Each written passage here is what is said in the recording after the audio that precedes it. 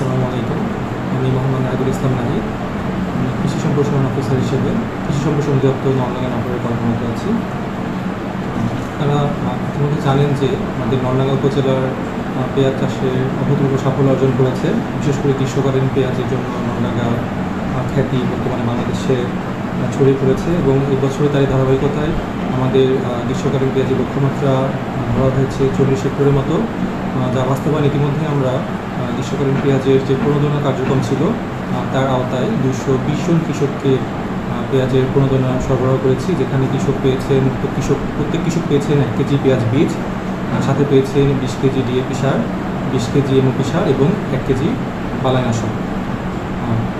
ইতিমধ্যে আপনারা জানেন যে অতিবৃষ্টি এবং ভারী বৃষ্টি বর্তমানে আমাদের দেশে কৃষিকাজে বিশেষ করে অনেক সমস্যার সৃষ্টি করছে।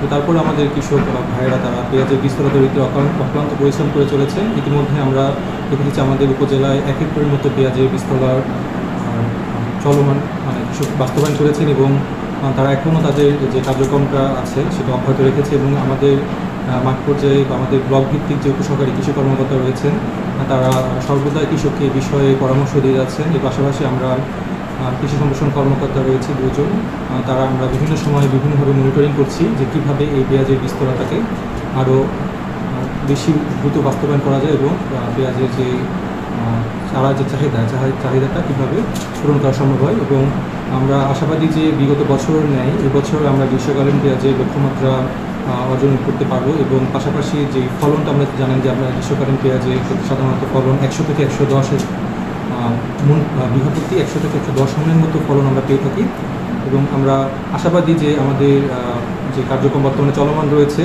আমরা এই লক্ষ্যমাত্রা অর্জন করতে সক্ষম হব। এবং আমরা সবসময় কৃষককে পরামর্শ দিয়ে থাকি যে এই কৃষি সংক্রান্ত যে কোনো বিষয়ে আপনারা সর্বদাই আমাদের উপজেলার দরজা আপনাদের জন্য খোলা আছে। আমরা পরামর্শ দেবো, আপনারা যে কোনো বিষয়ে পেঁয়াজ চাষ সংক্রান্ত হোক বা অন্যান্য বিষয় সর্বদা আপনারা আমাদের সাথে যোগাযোগ করার চেষ্টা করবেন।